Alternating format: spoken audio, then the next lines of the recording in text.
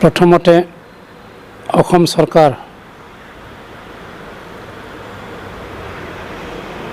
চৰকাৰৰ মন্ত্ৰী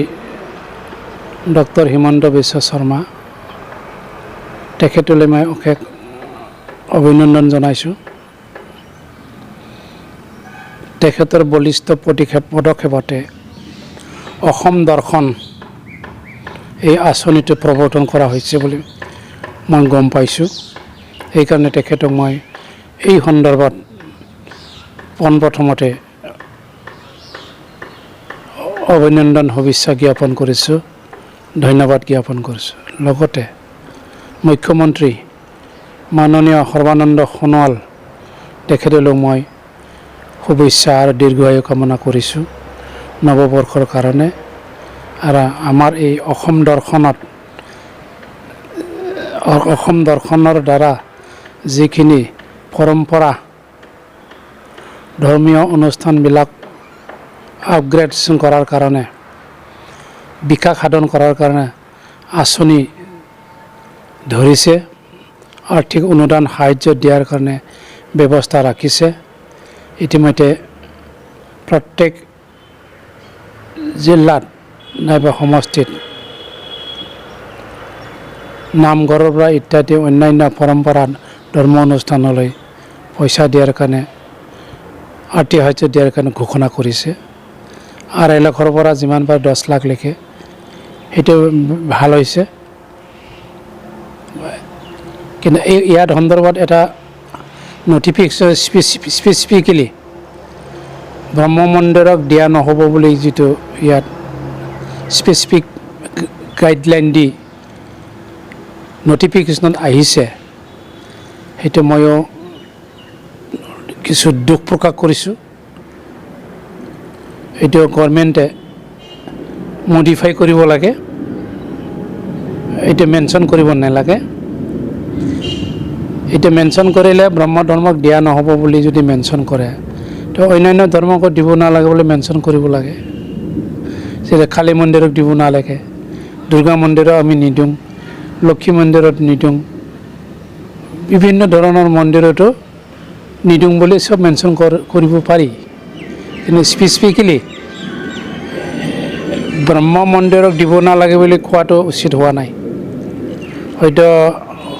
ব্ৰহ্ম ধৰ্মাৱলম্বী মানুহবিলাকে হয়তো খুজিছোঁ, হয়তো খোজা নাই। এই অসম দৰ্শনত আঁচনিত অন্তৰ্ভুক্ত হ'ব লাগে নালাগে সেইটো আলোচনা হোৱাই নাই। আগতীয়াকৈ নিদিওঁ বুলি কোৱাটো এটা বৈষম্যমূলক ব্যৱস্থাৰ এটা প্ৰৱৰ্তন হৈছে বুলি মই ক'ব বিচাৰোঁ। হয়তো অসম চৰকাৰে এইটো সংশোধনী আনিব লাগে আৰু ব্ৰহ্ম ধৰ্মক দিব বা নিদিওঁ এই কথাটো নটিফিকেশ্যনত মেনশ্যন থাকিব নালাগে। গভৰ্ণমেণ্টে যিকোনো মানৱ জাতিৰ সেৱাৰ কাৰণে এখন চৰকাৰৰ প্ৰয়োজন আছে। সেই চৰকাৰখন নেতৃত্ব দিয়ে কোনো এখন প্ৰতিনিধি দল, ৰাজনৈতিক পাৰ্টি বা দলে নেতৃত্ব দিয়ে। গণতান্ত্ৰিকভাৱে জনমত সংখ্যাগৰিষ্ঠ লাভ কৰা, বহুত লাভ কৰা পাৰ্টীয়ে গভৰ্ণমেণ্ট কৰে। তো গভৰ্ণমেণ্টৰ এই দৃষ্টিভংগীত এই বৈষম্যমূলক ব্যৱস্থাটো থাকিব নালাগে যে অমুকক আমি দিছোঁ দিয়ক, আমাৰ ক'ব লগা নালাগে। নামঘৰক কিমান দিয়ে, কিমান কোটি টকা, কিমান বিলিয়ন দিয়ে আমাৰ ক'ব লগা নাই। কিন্তু অমুকক আমি নিদিওঁ, ব্ৰহ্ম ধৰ্মক নিদিওঁ, এইটো কেনেকৈ মেনশ্যনটো আহিল? ব্ৰহ্ম ধৰ্মৰ মানুহবিলাকে খুজিছিল নেকি? যদি খুজিবলৈ গৈ আমি নিদিওঁ, তাত এটা যুক্তি থাকিব পাৰে। তোমালোকে খুজিলে কি হ'ব, আমি নিদিওঁ, সেইকাৰণে আমি দিয়া নাই, এইটো মেনশ্যন কৰিলে কৰিব পাৰে। কিন্তু নোখোজাকৈ কিয় নিদিওঁ বুলি ক'লে? আমিতো খুজিবলৈ যোৱা নাই। কথাটো সেইটো এটা বৈষম্যমূলক এটা কিবা কৰা হৈছে, এইটো অন্যায় কৰা হ'ব। সেইটোকে আমি যিয়ে নহওক আপোনাৰ মিডিয়াৰ জৰিয়তে আমি অতি শীঘ্ৰে আমাৰ এটা সদৌ ব্ৰহ্ম ধৰ্ম প্ৰচাৰ কমিটি আছে, গভৰ্ণমেণ্ট ৰেজিষ্টাৰ কমিটি আছে। আমি এটা ডেলিগেশ্যন টিম লৈ অসম চৰকাৰৰ লগত আলোচনা কৰিম। তেখেতসকলক হয়তো কোনোবা অফিচিয়েল মানুহে হয়তো মিছগাইড কৰিব পাৰে যাৰ কাৰণে এইটো কোটেশ্যন হিচাপে আহিছে ব্ৰহ্ম ধৰ্ম স্পেচিফিকেলি দিয়া নহ'ব স্পেচিফিকেলি দুৰ্গা মন্দিৰকো দিব নালাগে লক্ষী মন্দিৰক দিব নালাগে আপোনাৰ কালী মন্দিৰত দিব নালাগে ট্ৰেডিশ্যনেল যেনিবা আপোনাৰ ৰামকৃষ্ণ মিছন তেওঁলোককো মেনশ্যন কৰিব লাগে দিব নালাগে গতিকে এইটো পাৰ্টিকুলাৰলি ব্ৰহ্ম মন্দিৰক নিদিওঁ বুলি কিয় ক'লে এই কথাটো আমি আলোচনা কৰিম এই কথাটো আমি প্ৰশ্ন কৰিম অসম চৰকাৰক এইটো কেনেকৈ আহিল আৰু এইটো কৰিবলৈ যাওঁতে কি অসম চৰকাৰৰ কি কেবিনেটৰ ডিচিশ্যন আছিল নেকি যে স্পেচিফিকেলি ব্ৰহ্ম ধৰ্মক দিব নালাগে সেইটো আমি প্ৰশ্ন কৰিম সৰ্বানন্দ সোণোৱালে সেইটো কৈছিল নেকি ব্ৰহ্ম ধৰ্ম সমাজৰ কাৰণে ক্ষতিকাৰক যাৰ কাৰণে তাক দিব নালাগে বুলি কৈছিল নেকি কেবিনেট ডিচিশ্যন আছে নেকি তেখেতসকলৰ আৰু নাই যদি এইটো উঠাই ল'ব লাগিব এটা আমি আলোচনা কৰিম আমি অসমৰে নাগৰিক ভাৰতৰ নাগৰিক এতিয়া ৰিলিজিয়াছ ইনষ্টিটিউশ্যন বুলি ক'লে এটা ধৰ্ম ৰক্ষণাবেক্ষণ দিয়াৰ কাৰণে এটা আন্তঃগাঁথনি লাগে আন্তঃগাঁথনি মানে ঘৰ এখন লাগে এই ঘৰৰ ভিতৰত যিটো আমি পূজা কৰোঁ যিটো ধৰ্মক যিটো ভগৱানক সেই ঘৰখনকে মন্দিৰ বুলি কোৱা হয় এতিয়া অসম দৰ্শনত আমি খালি কিয় নামঘৰকে কিয় ৰিফ্লেক্ট কৰিব লাগে অসম দৰ্শনৰ অন্তৰ্ভুক্ত কৰিবৰ বহুত ট্ৰেডিশ্যনেল ধৰ্মীয় অনুষ্ঠান আছে গণতান্ত্ৰিক ছেকুলাৰ ধৰ্মনিৰপেক্ষ ভাৰতীয় গণতন্ত্ৰ হিচাপে খ্ৰীষ্টানসকলৰ গীৰ্জাটো দিব পাৰে খ্ৰীষ্টান ধৰ্মাৱলম্বীবিলাক গীৰ্জাত ডাইৰেক্ট দিব তেওঁলোকে আচলতে চৰকাৰী সাহায্য নলয় বাপ্টিষ্ট মিছন আৰু কেথলিক মিছনাৰীসকলে তেওঁলোকে নলয় কিন্তু এটা সাৰ্বজনীন এটা আইন প্ৰৱৰ্তন কৰিলে অসম দৰ্শন এটা নীতি প্ৰৱৰ্তন কৰিছে বিধি সেই প্ৰৱৰ্তনৰ অন্তৰ্ভুক্ত হ'ব পাৰে খ্ৰীষ্টান ধৰ্ম তেওঁলোকে ডাইৰেক্ট যীশুৰ কাৰণে নল'ব পাৰে তেওঁৰ আন্তঃগাঁথনিৰ কাৰণে কমিউনিটি হল দিব পাৰে গীৰ্জাৰ কেম্পাছত গীৰ্জাৰ বাউণ্ডাৰী ৱাল কৰি দিব পাৰে গীৰ্জাৰ কেম্পাছত এটা গেষ্ট হাউচ থাকিব পাৰে সেইটোতো অসম দৰ্শনত সোমাব পাৰে আৰু ইছলাম ধৰ্মীয়সকলৰ কাৰণে মাদ্ৰাছাই হওক তেওঁলোকৰ মছজিদৰ কিনাৰে কেম্পাছবিলাকত তেওঁলোকৰ কাৰণে সাহায্য দিব পাৰে মাদ্ৰাছাবিলাক তেওঁলোকৰ স্কুল আছে স্কুল ঘৰ দিব পাৰে তেওঁলোকৰ টয়লেট দিব পাৰে ইউৰিনেল দিব পাৰে গেষ্ট হাউচ দিব পাৰে বিভিন্ন ৰামকৃষ্ণ মিছনক দিব পাৰে ৰামকৃষ্ণ মিছন চেৰিটেৰী হিচাপে তেওঁলোকে নিজৰ দান বৰঙণিতে তেওঁলোকে আগুৱাই লৈ গৈছে যদি সঁচাকৈ যদি ধৰ্মটো আগুৱাই নিব লাগে মানুহক ধৰ্ম লাগে ধৰ্মৰ বাদে কোনো পৃথিৱীত কোনো থাকিব নোৱাৰে ধৰ্মক বাদ দি আজি এই এটা হিন্দু ধৰ্ম আপগ্ৰেড কৰাৰ কাৰণে যিটো চিন্তা চৰ্চা কৰিছে সেইটো ভাল কথা তাৰ আগতে সেইটো কথা চিন্তা কৰিছে স্বামী বিবেকানন্দই আজি স্বামী বিবেকানন্দই আমেৰিকাত গৈ সাৰা পৃথিবীৰ বিশ্ব ধৰ্ম সন্মিলন গৈ যদি তেখেতে যদি মোটিভেটেশ্যন নকৰিলেহেঁতেন এটা মেছেজ দিবলৈ নাপালেহেঁতেন আজি হিন্দু ধৰ্ম অস্তিত্বই নাথাকিলেহেঁতেন যাৰ কাৰণে স্বামী বিবেকানন্দৰ আদৰ্শটো লৈ ৰামকৃষ্ণ মিছন জন্ম হৈছে ৰামকৃষ্ণ পৰমহংস প্ৰভু আহি গৈছে চৈতন্য মহাপ্ৰভু আহিছে তাৰ পাছত আমাৰ শ্ৰীমন্ত শংকৰদেৱ গুৰু শংকৰ তেওঁ আহি গ'ল আজি তেখেতে অসমখনৰ নিৰ্মাণ কৰি গৈছিল নতুন আধুনিক অসমীয়া তেখেতে নিৰ্মাণ কৰি থৈ গ'ল আজি প্ৰায় 580 বছৰ আগতে তেখেতে আহিছিলে গতিকে তেখেতৰ দৰ্শনটো যদি আপগ্ৰেড কৰিব লাগে তেতিয়া ব্ৰহ্ম ধৰ্ম প্ৰৱৰ্তন কৰা কোন বড়োসকলৰ মাজত যেতিয়া বড়োসকলে যেতিয়া অস্তিত্বই নোহোৱা হৈ গৈছিল তেওঁলোকৰ মানে কুসংস্কাৰৰ প্ৰভাৱত মানুহৰ ওচৰত যাব নোৱাৰা হৈছিল মানুহে ঘিণ কৰিছিল বড়ো কছাৰী তেখেতসকলক ফোকা খোৱা মদ খোৱা গাহৰি খোৱা ইত্যাদি তেখেতসকলক কিবা কৰিছিল ঘিণ কৰিছিল বিভিন্ন জাতিৰ সৈতে যেতিয়া বৰ্ণ হিন্দুবিলাকে তেতিয়া ঘিণ কৰিছিল তেতিয়া উপায় নাপায় তাৰ পৰা পৰিত্ৰাণ পাবৰ কাৰণে গুৰুদেৱ কালীচৰণ ব্ৰহ্মই শিৱনাৰায়ণ পৰমহংসৰ পৰা শিষ্যত্ব গ্ৰহণ কৰি দীক্ষা লৈ পেলাই বড়ো জাতিটোক কেনেকৈ উদ্ধাৰ কৰা যায় বিভিন্ন বৰ্ণ হিন্দু সংকটৰ পৰা কেনেকৈ উদ্ধাৰ কৰি আনিব পাৰি সেইটো প্ৰচেষ্টা লৈ তেওঁক বোলে তেখেতৰ গুৰু শিৱনাৰায়ণ পৰমহংস ইউপিত আছিলে তেখেতৰ গ'লে আলোচনা হৈ তেখেতে তুমি এই বিধানটো লৈ যা সেইটোৰ দ্বাৰা তুমি সংস্কাৰ কৰিবা সেইটোৱে হৈছে ব্ৰহ্ম ধৰ্ম সেইটোৱে যে এই ব্ৰহ্ম ধৰ্ম তেখেতে আনিছিল তেখেতক আমি এতিয়া শংকৰদেৱৰ সমান আমি আসনত বহাইছোঁ বড়ো জাতিয়ে তেখেতক কলা কৃষ্টি ভাষা সংস্কৃতি তেওঁ সংস্কাৰক ৰাজনীতিৰ নিৰাপত্তাৰ কাৰণে তেখেতে দিগদৰ্শন সাহিত্য কলা কৃষ্টি তেখেতে সেইবিলাক গোটেই দেখুৱাই থৈ গৈছে মানুহৰ কৰ্ম সংস্কৃতি তেখেতে মহাত্মা গান্ধীয়ে 1926 চনত যেতিয়া পাণ্ডুত কংগ্ৰেছ অধিৱেশন আহিছিল তেতিয়া তেখেতক লগ লৈ পেলাই ৰূপসীত ধুবুৰী ৰূপসীত তেখেতে এটা আমাৰ কি কয় বোৱা কটা এটা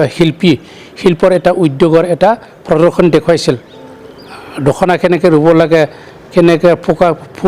ফুলো কেনেকৈ পুহিব লাগে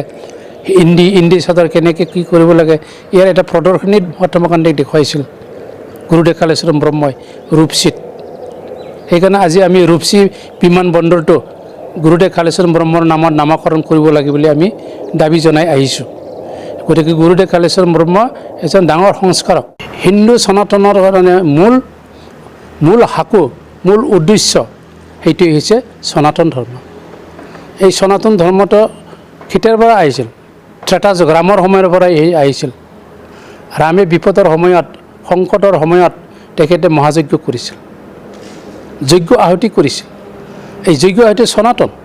এতিয়া এই যজ্ঞ আহুতিত আমাৰ নামৰ ব্ৰহ্ম ধৰ্ম বুলি প্ৰৱৰ্তন কৰা হৈছে আৰু ব্ৰহ্ম ধৰ্মটো ৰক্ষণাবেক্ষণ কৰাৰ কাৰণে এটা আন্তঃগাঁথনিৰ প্ৰয়োজন আছে আন্তঃগাঁথনিৰ প্ৰয়োজন থকাৰ কাৰণে এইটো ঘৰখন বনোৱা এতিয়া মন্দিৰ হ'ল এই মন্দিৰৰ ছাদৰ তলত মহাযজ্ঞ কৰে আৰু এইটো সনাতন ধৰ্মৰ এইটো বৈদিক যুগৰ পৰা অহা এটা ব্ৰহ্ম ধৰ্ম বড়ো জাতি এটা বেদৰ এটা অংশ ঋষি মুনি মহাঋষি বাল্মীকি বশিষ্ঠ বিশ্বামিত্ৰ তেখেতসকলে এইবিলাক আমাক পৰম আত্মা উদ্ধাৰ কৰাৰ কাৰণে তেখেতলোকে সনাতন এই মহাযজ্ঞৰ দ্বাৰাই লৈ আহিছিল গতিকে আজি ব্ৰহ্ম ধৰ্ম পূজা কৰি আজি গুৰুদেৱ কালীচৰণ ব্ৰহ্মৰ আশীৰ্বাদ লৈ ৰুণনাথ ব্ৰহ্ম আহি গ'ল 29 বছৰ তেখেতে মানে মন্ত্ৰী হৈছিল তেখেতৰ পাছতে মদাৰাম ব্ৰহ্ম আহিল বড়ো জাতিৰ ভিতৰত প্ৰথম পদ্মশ্ৰী ভাৰত ৰাষ্ট্ৰৰ পৰা পদ্মশ্ৰী উপাধি পোৱা তেখেতৰ মোহিনী মোহন ব্ৰহ্ম আহিল ডক্টৰ কামেশ্বৰ ব্ৰহ্ম আহিল আমাৰ উপেন্দ্ৰনাথ ব্ৰহ্ম বডোফা আহি গ'ল গতিকে এইবিলাক গোটেই আশীৰ্বাদ লৈ পেলাই বড়ো জাতিটোক তেওঁলোকে উদ্ধাৰ কৰিছে তাৰ বাদে আমাৰ ট্ৰেডিশ্যনেল যিবিলাক ধৰ্মক ভাল পায় তেখেতসকলৰ পৰা ডাঙৰ নেতা জন্ম হৈছে তেখেতসকলৰ বড়ো জাতিটো আমি সকলোৱে সামগ্ৰিকভাৱে একতা হৈ পেলাই বড়ো জাতিটো আমি এইটো ষ্টেজত আমি লৈ আহিছোঁ গতিকে আমাৰ ডক্টৰ হিমন্ত বিশ্ব শৰ্মাক মই বিনম্ৰ অনুৰোধ জনাইছোঁ ব্ৰহ্ম ধৰ্মৰ বিষয়ে আপুনি পুংখানুপুংখ ষ্টাডি কৰি অধ্যয়ন কৰিবলৈ চেষ্টা কৰক আমিও বুজাম আমি আপোনাৰ লগ ধৰিম আমাক টাইম এপইণ্টমেণ্ট দিব লাগিব গতিকে ব্ৰহ্ম ধৰ্ম কি আমি তাৰে অংশ মাত্ৰ এটা সৰু এটা বস্তুৰে বড়ো জাতিটো উদ্ধাৰ কৰাৰ কাৰণে মাত্ৰ গুৰুদেৱ কালীচৰণ ব্ৰহ্মই এইটো আনি দিছিল এটা আমি বাদ দিব নোৱাৰোঁ এটা বড়ো জাতি মাত্ৰ এটা ধৰ্মতে আবদ্ধ হৈ থকা নাই পৃথিৱীৰ মানৱ জাতিৰ ভিতৰত বড়ো জাতি চবচে শ্ৰেষ্ঠ জাতি শ্ৰেষ্ঠ ধাৰ্মিক জাতি শ্ৰেষ্ঠ সত্য পথত চলা এটা বড়ো জাতিটো যিটো ধৰ্মাৱলম্বী থাকে তাতে ভালদৰে পূজা কৰে আজি বড়োসকলক খ্ৰীষ্টান হৈছে বুলি মানুহে যদি কোনোবাই যদি বেয়া ক'বলৈ বিচাৰে সেইটো মই নামানো আজি ব্ৰিটিছবিলাকে বড়োসকলক ভাল মানুহ কৰি থৈ গ'ল তেখেতসকলে কি যীশুখ্ৰীষ্টক বাদ দিব পাৰিব নেকি আপুনি অন্যান্য আনি দৰ্শন দেখুৱাই পেলাই আঁচনি কৰি পেলাই ডিফ্ৰাই কৰিলে হ'ব নেকি সেইটোতো নহ'ব নহয় আজি মানে বুদ্ধদেৱ আহি গ'ল গৌতম বুদ্ধ আজি সাৰা পৃথিৱীখন বিয়পি থৈ গৈছে শ্ৰীলংকাত আছে ইটালীত আছে চাইনাত আছে আমাৰ ভূটানত আছে ইণ্ডিয়াতো আছে তেখেতৰ হিষ্ট্ৰীটো লৈ পেলাই আমাৰ ৰাজৰ্ষি অশোকে এইটো মানে এইটো বিস্তাৰ কৰিছিল সেইকাৰণে যাৰ কাৰণে এইটো দশম অৱতাৰ বুলি ক'ব বিচাৰে গৌতম বুদ্ধক গতিকে সেইবিলাক আদৰ্শতে আমি জীয়াই আছোঁ এটা আদৰ্শক যদি আন এটা আদৰ্শ লৈ পেলাই আন এটা আদৰ্শ যদি আমি ডুবাই ৰাখিব বিচাৰে সেইটো আমি মানিব নোৱাৰোঁ এইটো এইটো অন্যায় হ'ব এইটো গতিকে যিয়ে নহওক অসম চৰকাৰক মই ধন্যবাদ দিছোঁ এইটো অসম দৰ্শন এই আঁচনিটো খুব ভাল হৈছে বিজ্ঞানসন্মত হৈছে ইয়াত আৰ্থিক স্পন্সৰ থাকিব চৰকাৰে যদি এনেকুৱা পৃষ্ঠপোষকতা গুচি যায় তেতিয়া আমাৰ ধৰ্মৰ প্ৰতি নতুন প্ৰজন্মই পালন কৰা ধৰ্ম মানা এইটো আকৃষ্ট বেছি বাঢ়িব এই ব্যৱস্থাটো ৰাখিছোঁ বুলি মই ধৰিছোঁ গতিকে অসম দৰ্শনটো এটা মডিফাই কৰিব লাগিব গতিকে আপোনালোকে ব্ৰহ্ম মন্দিৰক দিয়া নিদিয়া আপোনালোকৰ কথা কিন্তু ব্ৰহ্ম মন্দিৰৰ কাৰণে দিব নোৱাৰোঁ এই কথাটো এণ্টাগনাইজ কৰা হৈছে এইটো প্ৰভোগ কৰা হৈছে প্ৰভোগ আমাক জোকোৱা নিচিনা হৈছে ইনচাল্ট কৰাৰ নিচিনা হৈছে আমিতো খোজা নাই নোখোজা যে তোমালোকে নিদিম বুলি কিয় কওঁ আমি খোজাৰ বজাত ভৰিতে লাঠি মাৰি পেলাই আমাক পঠাই দিয়ক তোমালোকে আমি ব্ৰহ্ম টেম্পলত পইচা দিব নোৱাৰোঁ যা সেইটো কৰি দিয়ক কিন্তু আমি খোজাই নাই নিদিম কিয় ক'লে তাত অন্তৰালত কি আছে ইয়াৰ কিবা এটা ষড়যন্ত্ৰ আছে নেকি এইটোতো ভাল কথা হোৱা নাই এটা আমি ভাল কথা হোৱা নাই গতিকে এতিয়া যিয়ে নহওক সনাতন ধৰ্মাৱলম্বী মানুহ কেতিয়াও পৃথিৱীৰ পৰা শেষ হৈ নাযায় যিমান মহাপুৰুষ আহি গ'ল সনাতন ধৰ্ম শেষ হোৱা নাই থাকি যাব সেইটো থাকি যাব তাৰ কাৰণে আমি এতিয়া অসমৰ সৰ্বাংগীন উন্নতি মই কামনা কৰিছোঁ অসমৰ ঐক্য সংহতি আহিছোঁ আৰু BTR যিটো মানে আমাৰ ৰূপায়ণ কৰিব লাগে সেইটোত ব্যৱস্থাত তাতে আপোনালোকে যথেষ্ট নিয়োগ কৰক BTR যাতে পুংখানুপুংখ ইয়াৰ দফাবোৰ যাতে ৰূপায়ণ কৰিব কাৰ্যকৰী কৰিব পাৰে ভাৰত চৰকাৰ অসম চৰকাৰে এইটো এটা দায়িত্ব আছে গতিকে আমাৰ বৰ্তমান UPP চৰকাৰ BJP GSP এটা সন্মিলিতভাৱে এটা BTR চৰকাৰ গঠন কৰিছে যাতে সেইটো যাতে ৰূপায়ণ কৰিব পাৰে সদুশেষত তাতে ৰূপায়ণটো যাতে আমাৰ BTR ভিতৰত অসম দৰ্শন জাতি ভাষা ধৰ্ম নিৰ্বিশেষে সেইটো যাতে ৰূপায়ণ হয় ব্ৰহ্ম টেম্পলৰ যদি দিব পায় বিভিন্ন আমাকো দিয়ে হয়তো টকা পইচা অলপ কম বেছি পৰিমাণে দিয়াৰ আমাৰ আপত্তি নাই খাব বেছিকৈ মৰম কৰি 10 লাখ দিয়ক আমাকো 5 লাখ দিয়ক কিন্তু এই বৈষম্য ব্যৱস্থাটো ৰাখিব নালাগে এইটো বৈষম্য ব্যৱস্থাটো ৰাখিব নালাগে এইখিনিকে কৈ মই অসম দৰ্শনৰ সন্দৰ্ভত মই ভাল লাগিছোঁ আমাকো লাগিব